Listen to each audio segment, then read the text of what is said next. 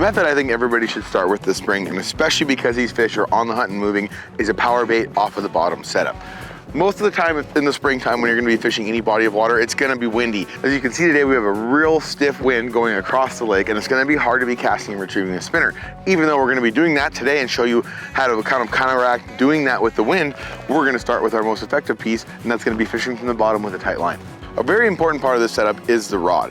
The reason you're gonna want a rod in between about 6.5 feet to about 8 feet long is because you want your line up off the water because you're fishing from the bank. It's not so much about the castability, but it's the fact that you need to be able to see your rod tip off the ground. So you want something with a soft tip and a nice long length like this one here. This is a 7/6, 4 to 10 pound 𝗛𝗘𝗟𝗪 𝗪𝗡 rod. Just like all my other setups I'm gonna show you today, I have a 10-pound addicted enforcer braid, a C30 𝗪𝗏 reel, and a bumper line of 10-pound test. From my braided line, I'm gonna go to a little barrel swivel. This is very simple. It's just a barrel swivel that I'm gonna tie one end to my braid, and then the other end is gonna be to my lighter leader line so that the fish aren't spooked by that high visibility braid. Before I do that, I'm gonna take an egg weight system, and I like these egg weights. These are just lead weights you can pretty much find anywhere at any tackle store. Most anywhere around that has trout nearby will have these little guys. I'm gonna take my egg weights, and these are gonna help me feel the bite more. But today, because the wind's not blowing extremely hard, I'm gonna go with a 3/8 ounce piece of lead. How you're gonna choose your weight selection, depending on where you're fishing, is due to the wind and the depth of where you're fishing. If I'm gonna have something that's gonna be very calm, the fish might be spooky, the water is clear, I'll go with even just a piece of split shot. But if I have high winds and I have a broken surface, I'm gonna go with something around a 3/8 to a 1/2 ounce. If I'm fishing very deep water and there's any sort of current, I'm gonna want something a little bit heavier. So I'm going with 3/8 ounce today. From here, I'm gonna take a small plastic bead, slide it in between my weight and my swivel that I'm gonna put on. And that will protect my weight from hitting my knot and ruining that knot just in case I catch a big fish. So one side of the swivel gets my main line.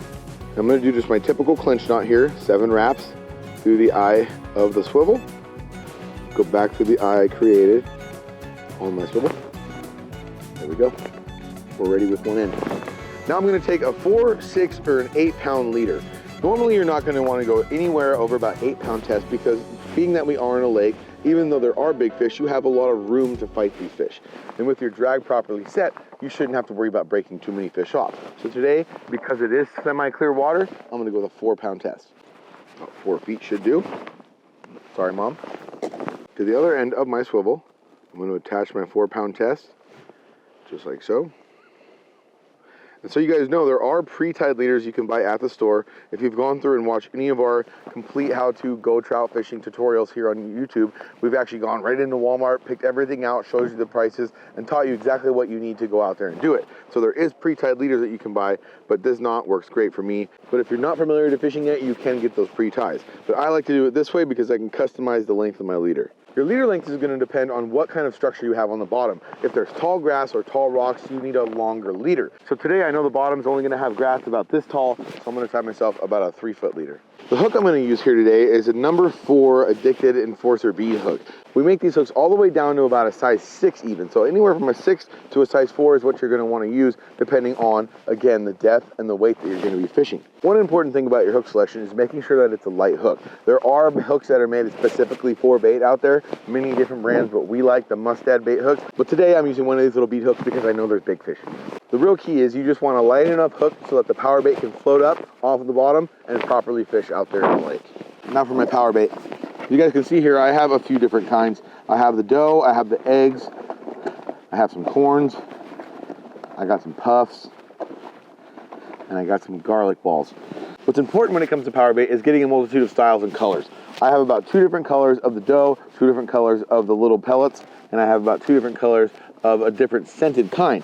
So what I like to do is really have a variety of them so I know when I'm changing lakes, when I'm changing styles of fishing, that I can switch to the different kind of bait. Here we go. I'm going with the green sparkle today. Put it in my hands.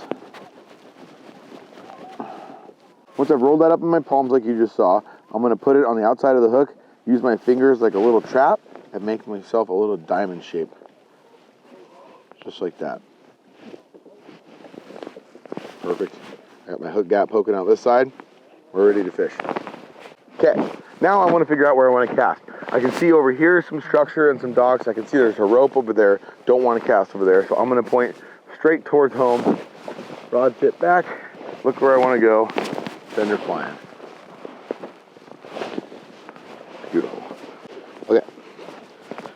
Next step, find yourself a rod holder.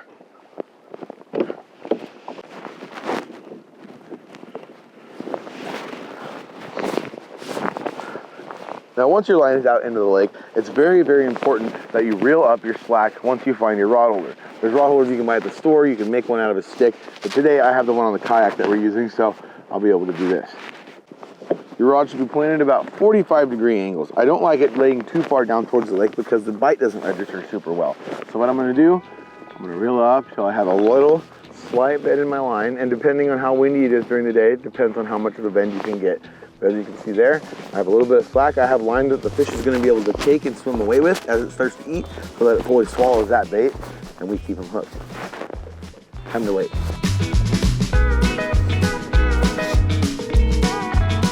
Finish this when you get home.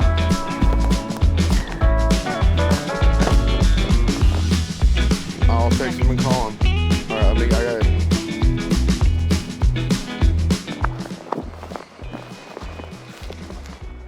Oh, I'm getting bit. I'm getting bit. Oh, yeah, he's there. He's there. Now that I feel that bite, I'm gonna reel up a little bit. He's swimming away with it. Got him. Fish on. Fish on. Got him. Why you gotta bark so much? Oh, that's a good one too. Yeah. Yeah. Fish number one. Hell yeah. Oh, it's a jumper. Look how shiny it is. Oh, that's a good one. Woohoo! Nice job, little. Sweet. There it is, everyone. Fish number one of the day. She's a beaut. Look at that. You can see here, I'm not the only one who's hooked them, but it shows to show you how important your knots are. I only used a 4-pound test here today, but there's 1, 2, yeah, got somebody else's line in there and someone else's hook. But he's ours. Well, there it is. On to our next technique. Two of the most effective lures in the world, and honestly my very favorite, are actually one of our proud sponsors, and that is Kastmaster and Rooster Tail. So that's the ones we're going to start with talking about today. First setup, and probably the easiest of all, just given the simple nature of the beast, is the Kastmaster setup. What I have here is I have a 2 to 6 pound ultralight rod by Okuma. This is a Thalilo model. They make SSTs, they make Guide Select Pros, but having that 2 to 6 pound rod range, anything from about 6.5 feet up to about 8.5 feet is the rod that you're going to need for the selection.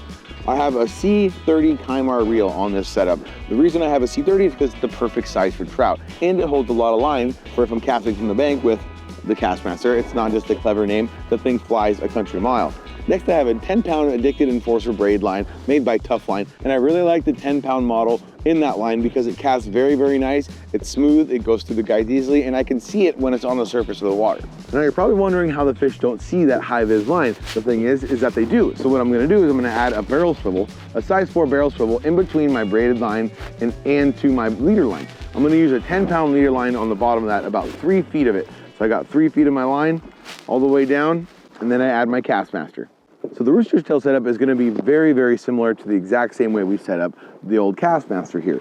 Same rod, same reel, same line, all the way down to the swivel, but because we have a lighter style of lure, like we have here with the Rooster Tail, we're going to use a split shot just above my line here.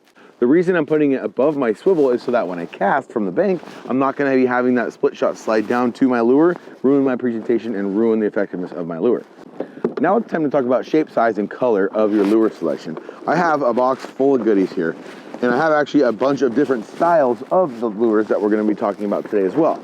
The Kastmaster comes in about 5 different sizes. It goes all the way down to, I believe, the 3/8, all the way up to almost a 1 ounce or a 2 ounce Kastmaster. The reason these are so effective is, one, because none of them have a very, very, very big profile, but they allow you to fish deeper and deeper into the river system or the lake system that you're going to be targeting. So as we head out and start fishing this today, whether you're from the bank or from the boat, we'll adjust our size of Kastmaster to, 1, the depth that we need to be fishing, and 2, the length of the cast that we need to be making to get out there. One thing you'll notice instantly about my Rooster Tail box is how many different colors that I have. I have honestly no clue how many SKUs Yakima Bait has of these Rooster Tails, but there has to be 100. The beauty is, find one that you like and appreciate, find one that matches the color of the water and of the sky and the situation that you're fishing, and take multiples of those to the lake with you so that you're not just a one-trick pony and only have a couple different colors in your box. Some days the trout are very picky. That's the problem with these little bats. That's why the best fishermen out there have a big tackle box and a lot of different options for those picky trout. Now on to Kastmaster colors and sizes. The thing about the Kastmaster is they vary a lot in the size. This thing's a 1 ounce Kastmaster and this is a 3/8. The thing I'm going to use this for is fishing shallower water, spots that I want this thing to fall slower. What I'm going to use this for is any kind of trolling or jigging out in the lake. Why it's effective to have both is because both techniques can be very, very useful considering what time of year it is and considering where these fish are in the lake. This time of year, early spring, these fish are going to be up in the shallows. They're going to be going and looking for food that is hatching off of the banks because we have nice weather, all the bug life starting to procreate, and these fish are getting ready to eat before the summer starts. If I'm going to be out fishing in the middle of the lake in the deep water, I'm going to use something like the big Kastmaster so that I control deep and then I can jig deep under the boat. Now, for the most important part of all, how am I going to choose my lure? The way I do this, mainly one, is if it's by size, it's the depth that I'm fishing. If it's by color, it's because of the sky color and it's because of the water color of where I'm fishing. A lot of times, my favorite thing to do is get to the river, open up my box, realize which one is glowing, see which one is talking to me. Obviously today the chartreuse looks really good and the whites. So I might take one that actually has a little bit of both. Or just whatever I feel like. That one right there. That looks really good. Let's put it on. Now I've dug through my box looking at the Kastmasters and this one is obviously talking to me. You guys can see how glowy it is. It's a completely different color than the rooster tail that I have. That way I know I'm covering the color rainbow. Now that we're all set up, let's go see which one of these works better. Okay, now that you've heard all about the different styles, we're gonna actually show you how to cast from the bank and then take you out in the lake and show you how to fish these from a boat. Now, I chose my 3/8 ounce Kastmaster from right here because one, I have the wind at my back. I wanna be able to cast a long way through because there's a whole lake over there. And I wanna be able to get this thing as far out there as I can and fish it all the way back to me, covering as much range that those fish have as they can. Let's get to fishing. So I like to try to have some sort of system or some sort of strategy when I come up to the bank. I don't like to just randomly cast when I'm fishing for trout in a big lake like this. Because I am stuck on the bank, I want to utilize all the water around me. So what I do is I start out with a clockwise motion. I always start from left to right and I go about 15 to 10 feet difference in casts, trying to cast the same distance each time. So because I've done that, I cover this little pie chart. I break apart every single section of the water in front of me and then I move down the bank. That way you're looking for those hunting fish. The trout this time of year are moving around the edges of the bank. So the more you move around to try to find them too, the more fish you're ultimately going to find.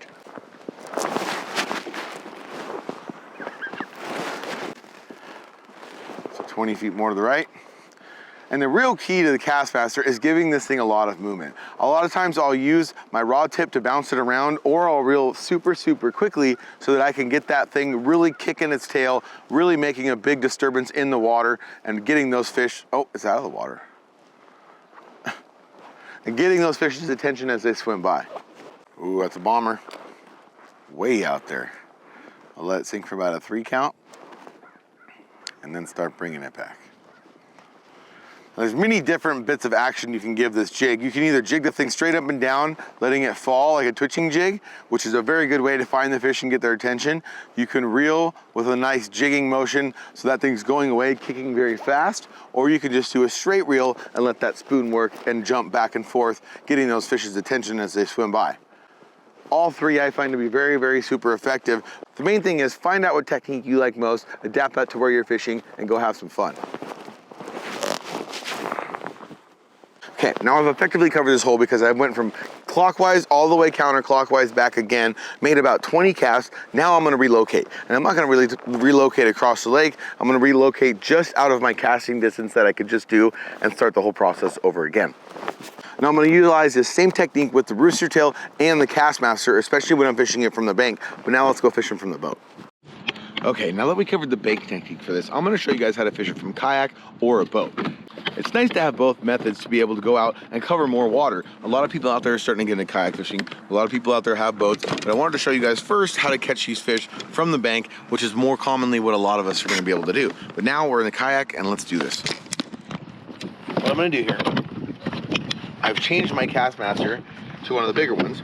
I'm gonna use my big guy here because I want to be down a little bit deeper. I'm going to have the rooster tail going at the exact same time as I have my Kastmaster going. So I want them at 2 different water levels. The spinner is not going to be able to get as deep just from the resistance of the blade. This bad boy is going to be down really close to the bottom and trolling to find those big ones. Let's get it back there. But I'm gonna get this back. I'm not just gonna drop it in and let line out. I'm actually gonna just cast it back to where I want it behind the boat. That should do it. Got it about 50, 60 yards behind the boat. If any fish are spooked by the presence of the boat, they'll be able to swim around, get back to where they were going, and see that lure. Now with the spinner, we're gonna do the same thing. If necessary, I'm gonna actually add more split shots so that that thing gets down, or the banana weights that I showed you with the power bait. Next step, do the exact same thing. Turn around, let her fly. Make sure I can feel that blade spinning. That thing got tangled in the air. And we're fishing.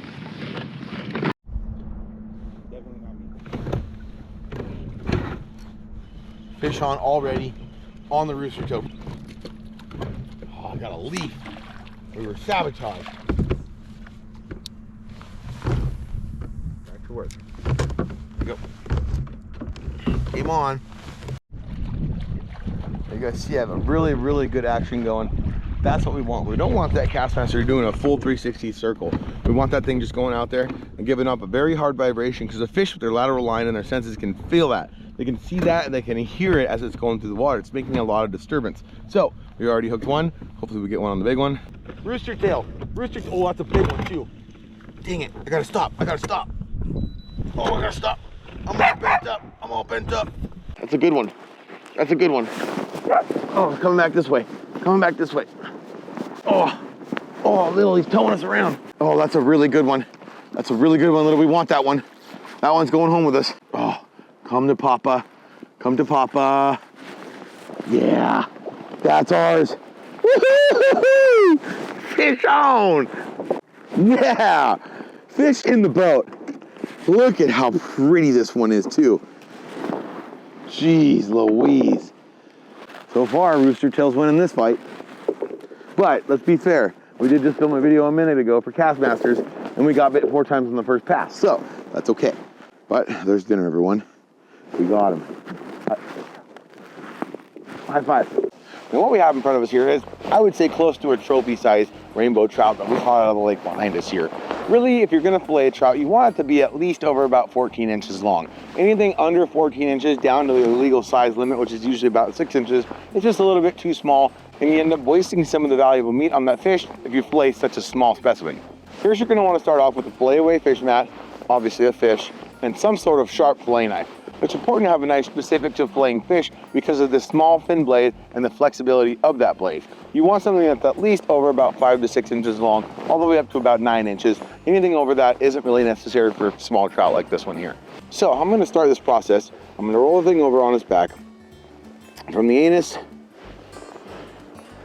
all the way up to the fins. I'm gonna cut these little fins out here, give myself a little something to hold on to, and cut these 2 pectoral fins off. From there, I'm going to run my knife through the belly up to the fish's jaw, giving myself an easy access to that fish's guts. Cut those guts out, toss them in the lake. From here, I'm going to make a small incision from behind that pectoral fin to the back of the head, making sure to not go all the way through the spine. Now be careful, if you do buy a brand new fillet knife, they can be very, very sharp, and you tend to cut right through the back of the head, which will ruin this fillet idea. From here, I'm gonna lay my knife 90 degrees along the side of the backbone, slowly keeping that blade at a slight pitch upward while pushing it down against the backbone. With each incision, I'm going about 3 to 4 inches back towards the tail until we have it, a perfect trout fillet. Now the tricky side is the second fillet. We're gonna make the same incision under the neck. Make sure not to cut through that backbone once again. Make the belly go over the blade. Again, keeping that blade nice and flat along that spine until you get to the tail. And there we have it, our second perfect fillet.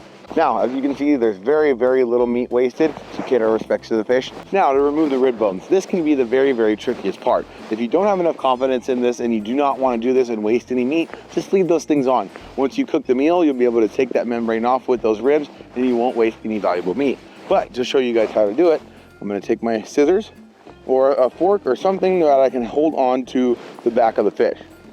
I'm going to make an incision right below those rib bones. Slowly slide my blade so I can see that blade underneath that membrane the whole time. Down to your belly. And there we have it. Our rib bones are removed. The other side will be the same. I'm gonna hold up above the rib bones that I'm trying to take off. Slowly slide that knife down along that area towards the belly. Just like that. We have two beautiful pieces of meat. Now, if you guys want to learn more about how to process salmon, trout, and steelhead, just like you saw here today, be sure to check the rest of the videos out here on our YouTube channel. And until next time, you all stay fishy. We'll see you out there.